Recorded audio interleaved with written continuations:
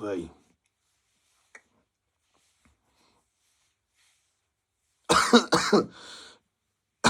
Hey, Keefsters.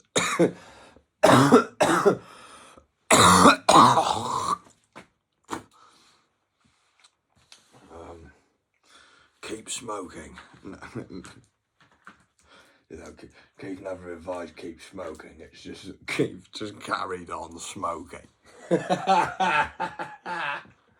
He didn't do this. He just looked very good at doing this. He did it very well.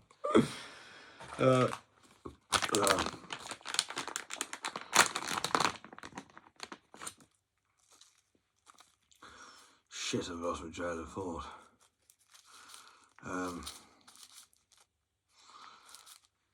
Well, it's a great new day here at you know, what we do in the Keefrichardz way. Fucking sick down here. Keefrichardz House Productions is flying. Okay, admittedly, we're not there yet because we haven't shown our financial abilities, as in, like, it hasn't all just concrete. It's not just going to magically happen. You know, Keefrichardz didn't invent rock and roll in one day, did he? You know what I mean? He left that to Robert Johnson.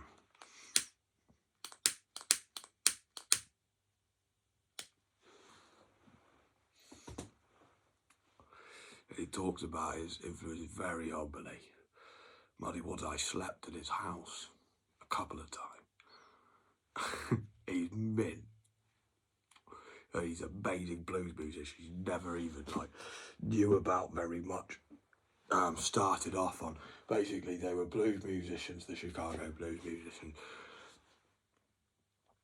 They took blues into the next, they made it electric, and yeah, I put them down and make out, no, because I'm a snob when it comes to my blues, because I've become snobbish about it because of this album. I thought, if this is rare and earlier, I better do it with everything, do it with the blues. But Muddy Waters was sick. They could nail all them blues songs, which you heard and loved from Robert Johnson, Blind Willie McTell, Lightning Sam Hopkins, Skip James,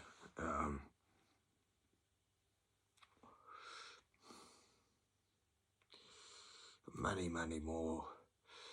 I love the fantastic jug band. And if you think cocaine's not good, go ask Amber Rose in Amberwood or something. I can't remember. It's funny as fuck. It's a classic line.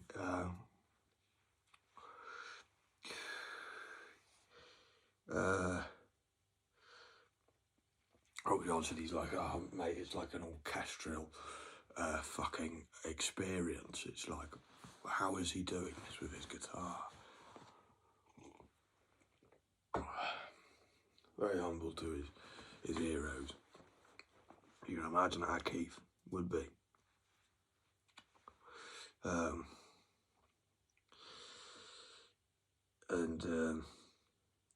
So Muddy Waters, they had to take it into a new light. They had to go to Chicago, and they had to fucking create the electric side of blues.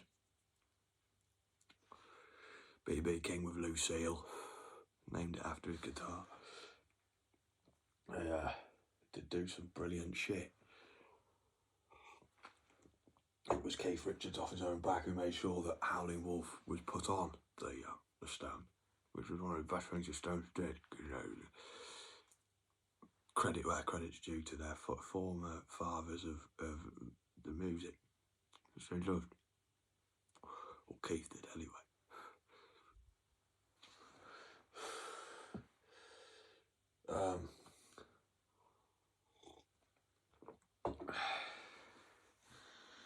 Mark Hamill's another one. He's a mint actor. Loved him in Star Wars. Thought he was brilliant. I don't like Harrison Ford. I think he's a kike. I loved Carrie Ann Fisher. Thought she was a really fine lady. Really obvious that Harrison Ford went for that role because he fancied the fuck out of her. And then just treated her like shit. She died. And he was like, oh, I'm going to make more Star Wars and I'll die in the Star Wars movie here. And it'll be really sad and it'll have an impact. So she just died.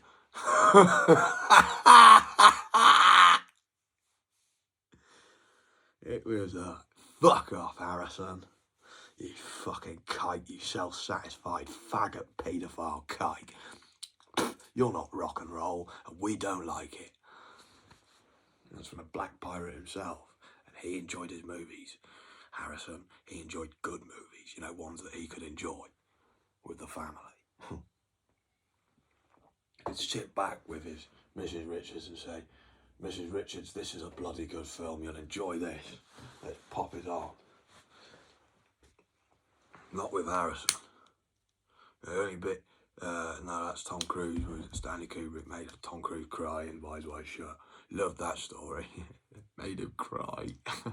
I guarantee it was through Tom Cruise that's why suddenly he mysteriously died and 40 minutes of the footage was taken off. Because he was made to cry. Even Nicole Kidman was laughing. The director actually knows what he wants, and this is just some preppy little kike who's looking for the next child he can abuse on his stilts.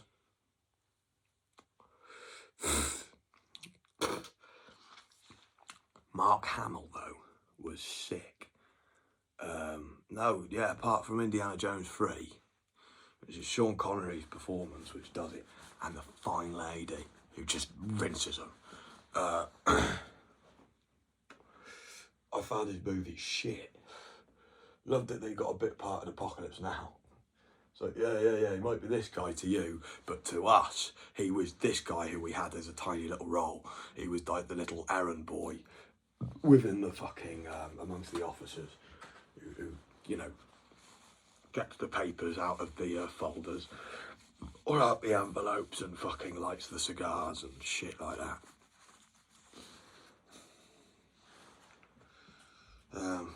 Thought that was brilliant. I thought that's a good place to have somebody like that, kike.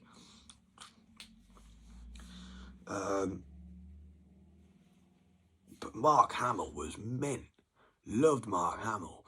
And the stuff he did for us, he did cartoon Joker. He thought, all right, yeah, I had a car accident. I'm only a little guy. I'm maybe not the most handsome fella. I'm a bit of an ugly bastard like I am. He had to take a fall from the ugly tree. He wasn't blessed with these incredibly ugly looking features. He had to earn them along the way. Sorry, Mark. Did he give up there? No. He fucking went straight into voice acting. He knew that his talents didn't stop there. He could fucking use the octaves of his voice like no other and really entertain us. And he does, I loved cartoon Batman in the 90s just because of his performance as the Joker. Loved watching the Joker in it. It was sick. I just loved the fact, out of all the Jokers, yeah, Heath Ledger's was sick. It was unbelievable. He took the Joker into the next and everything. But Mark Hamill's Joker was just hilarious for this. He's about to get you. And like the comedy of it is like, you think about it in your own time as well. And that adds to the hilarity. Is you've got to think, he's the Joker. He's packed this gun himself. So he's the one who's loaded it himself. And he's fucking just about to kill Batman, which is what he wants to do. And just as he's about to, he pulls out a gun and it comes out with a red flag which says bang. And he's pissed off himself. He's like, oh, for fuck's sake, I was this close to getting him. He's like, it adds to his insanity. And it's like, you packed that gun yourself, you idiot.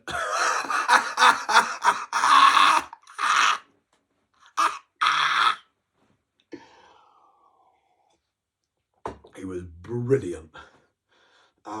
Didn't like The Killing Joke. Loved Alan Moore. Okay, yeah, Amy hated him because she says he just goes on about rape all the time. So put me off him for a bit, but then I thought, no, rape is a very big issue in society and it has happened all the time.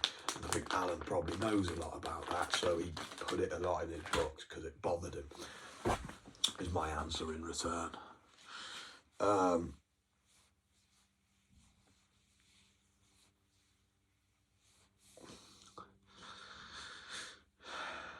Love the V for Vendetta speech where he goes on about Lady Justice being blindfolded and that. Nobody ever goes on about Lady Justice being blindfolded. You've become a whore and shit like that. It's mint. Missed that out in the movie. I couldn't watch the movie because they missed out one of the best bits in the book.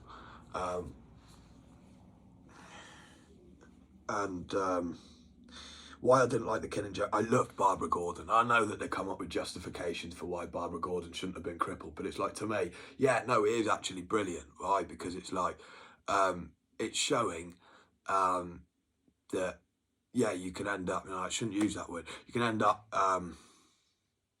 paraplegic and you're still a superhero, the most needed member on the team. But it just feels like it was just a weak way of killing off a really cool character's like contribution. But, oh, Barbara can't do this anymore, so she'll get on the laptop and do this instead. Why don't you get on the laptop? Because Barbara's kick-ass that much that you created something that made her be able to use everything anyway, and she's still the best superhero you got. Batgirl. Batgirl's mint. Batgirl's my favourite. Supergirl was my favourite, and Batgirl's going to be even more my favourite from the Batman team. Naturally, she was sick. Loved Batgirl. Loved her. That's my favourite Batman movie because of Batgirl. No other reason other than Batgirl's in it. Oh, and there's nipples on the Batsuit. Oh, Batgirl with nipples on the Batsuit. That made Little Sam very horny. Bad Little Sam. People are like, oh, this is a terrible film. It's like, terribly good. Constant action-packed. Takes on a roller coaster. Mark Hamill was somebody who was friends with McCullough. Ray Davies was, yeah, okay. No, Ray came over with somebody who was just always trying to sell himself, always trying to promote Ray. The point, it just destroys. Yeah, I did enjoy some of his music. I love the Muswell Hillbillies, the one you don't mention in your fucking play. It's the one you don't mention.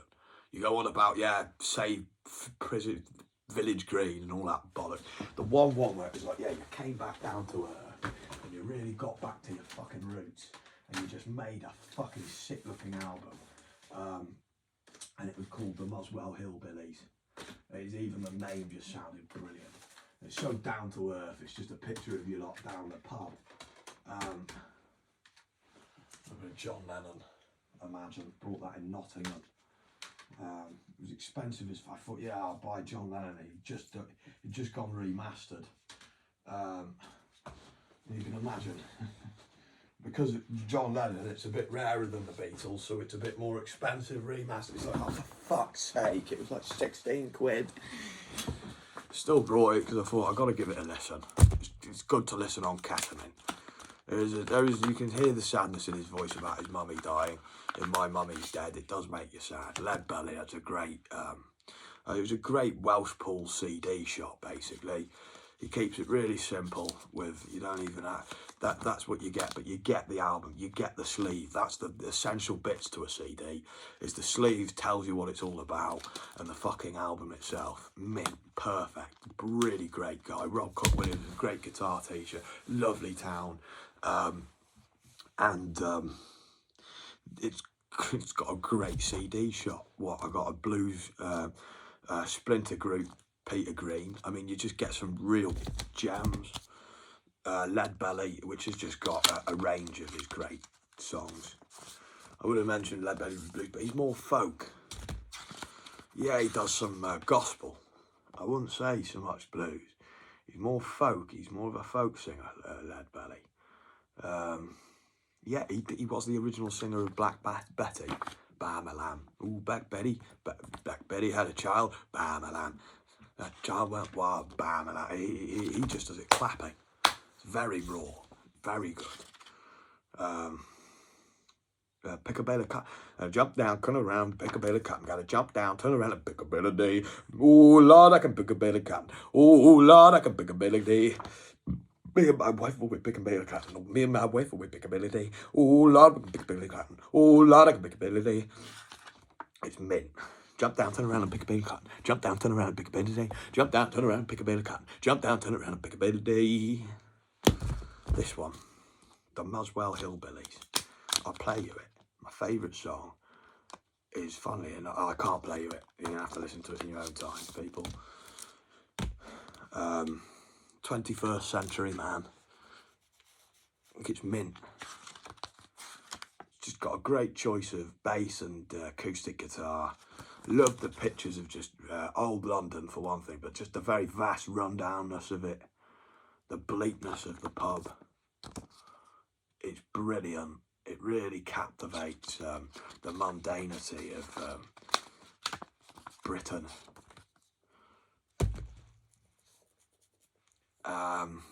But he just oversells himself. His brother's sick. I love Death of a Clown. And even his brother, his own brother, finds him too much. They're all like, oh, he's a fucking pont, basically. He's a right full of himself twat who just kills the vibe of greatness. I mean, there's another great little story about the Kinks. One of his band members was up a ladder doing a paint job, you know, working as a painter and decorator. Heard his song on the radio and fucking, you know, slung his hook and never looked back. Mint, that's just a great story. And the way they sell themselves because of Ray, it just pisses you off all fucking day. Pisses Keith off anyway.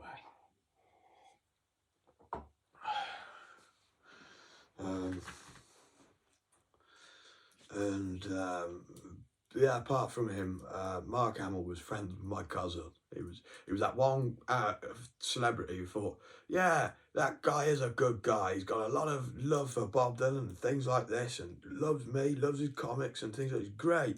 It's a shame they don't give him a chance. I wonder why. Basically, Mark, you know, just to be on the safe side, you know, just keep him in eye shot of your kids and your wife and any little uns around, or anybody who looks between 17 to 25, you know, who's at a time where they're at an impressionable age where rapey characters could take advantage of them. Just make sure he's kept in the shadows. You know what I mean? Just talking about the water feature, you know, to the guy who grabs your coat.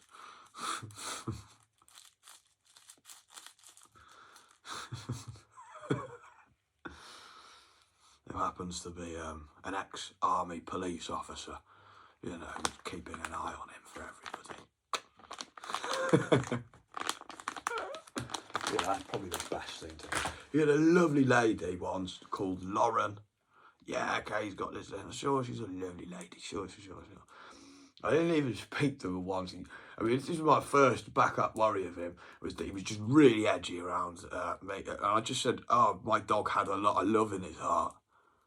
I did not know that was a line, which is, that means I'm hitting on your girlfriend sort of line. Shit. He mentioned dogs and love. Oh my God, he's really pulling out all the stops to rape her. I better fucking move her a while. Move her along, you rapey bastard. Jesus. I didn't really, I've never spoken to her, to tell you the truth. That was the only thing I ever really said. Yeah, I love Lauren. I thought Lauren was mint. Tone loved Lauren. Even the bitch that bore me like Lauren. You know, bitch that bore me just has no love, so it's like she just likes things.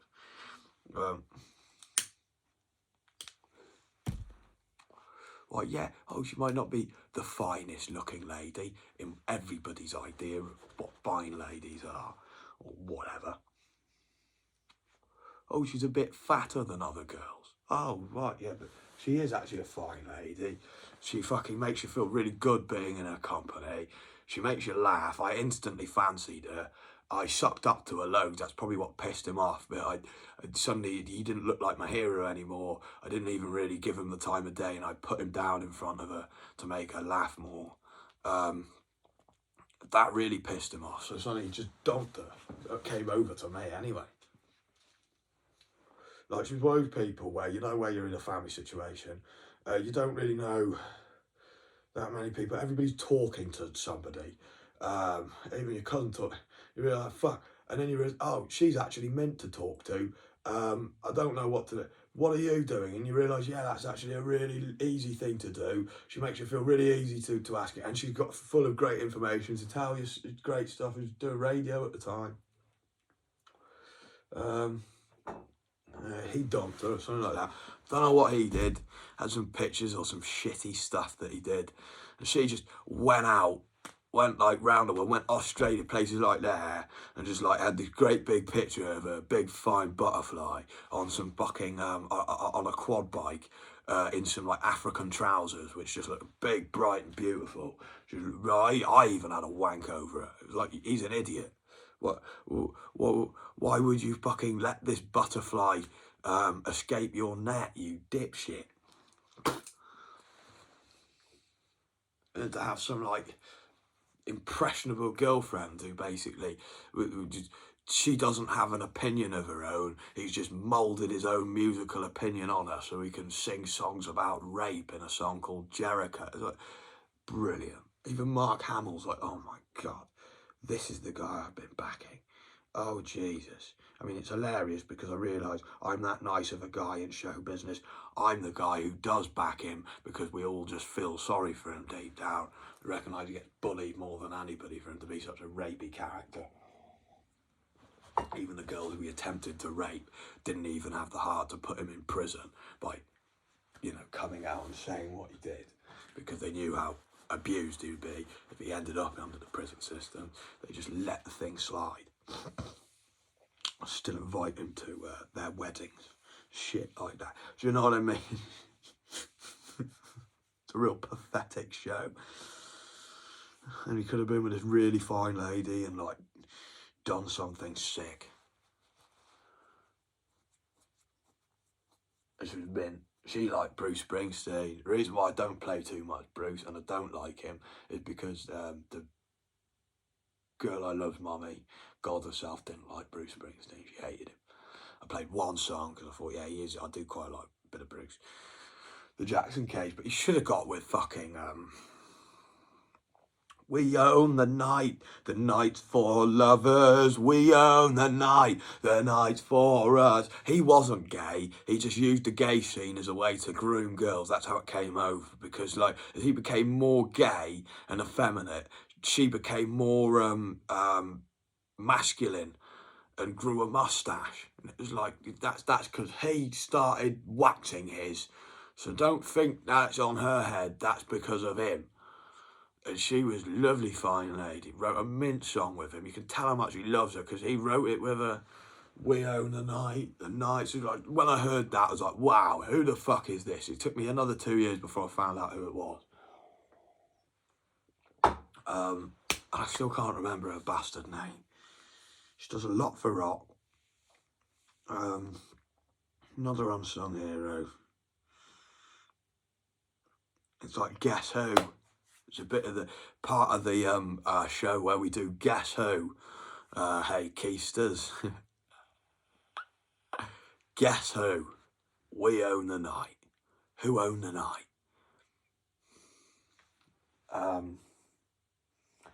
She didn't like the line, lick your sores either. That's just not a nice line. He just like got a raise from, you know, I could have played a few of his more. And I only played Atlantic City and I only played Jackson Cage because of him saying that line. He fucked it for himself. Just for that one line. He could have come up with something better. Well, it kind of shows. You wrote Blinded by the Light, fucking Before the Flood, and fucking epics like that. For you to use a hey bus driver, keep the change, bless your children, give them names. Alright, it's a bit questionable that you're going on about the bus driver's children. Why is that in your head? But we forgive you, it was catchy.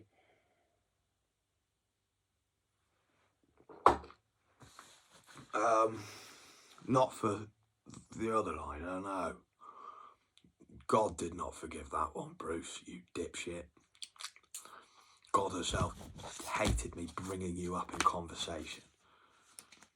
That's how much that line disappointed her. She didn't like it when I brought you up in conversation. She wouldn't say that she was upset. You could just see it in her eyes, and that scared the fuck out of you. You just exit from the show.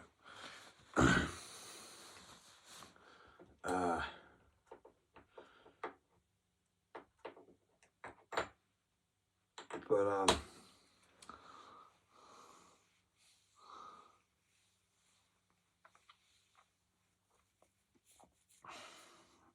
she loved him. From her loving him, I found his best song, Jackson Cage, on the River album. Brought my dad the River album because I thought, yeah, she does have a great opinion. She is right. I haven't listened to him enough. I'll buy Tone the River album and give it a listen. I wouldn't have found Jackson Cage. And I do love Ties That Bite there. The tie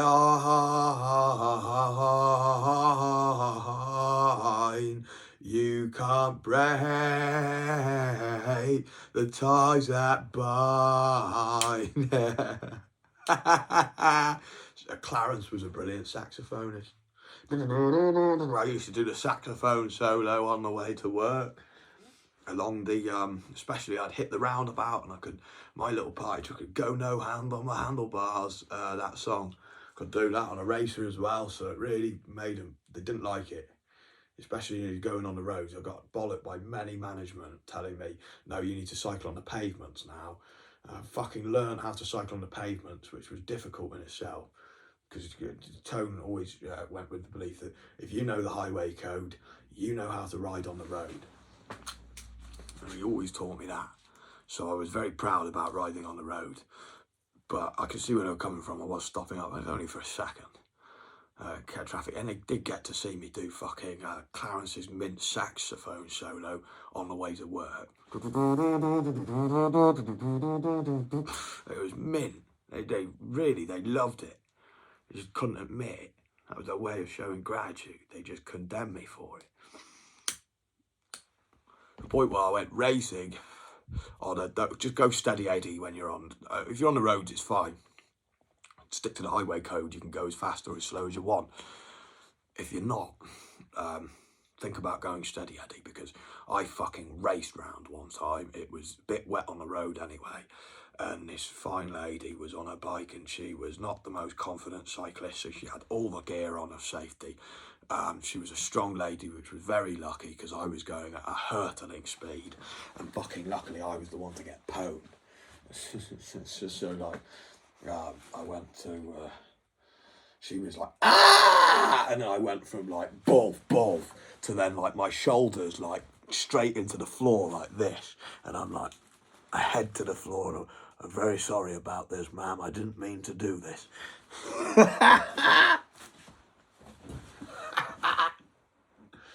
It was funny. I did immediately, when you realise your bike's fucked, and that when you tried to get out of her way, she rode into your way more because she panicked, bless her, that much, that instead of like turning back onto where she needed to be, she just went more into where you needed to be, where you were trying to get out of her way. It was the only little gap I could go, which was like furthest towards the road, but there's bars here, and that's what fucked me, the bars between the road, you know, like a little fenced metal bars. Between the road and the pavement, just on the pavement. So I fucking just got pelted between her bike and these bars, into the bars and the floor. The right calamity. Luckily, no serious injuries apart from the bike.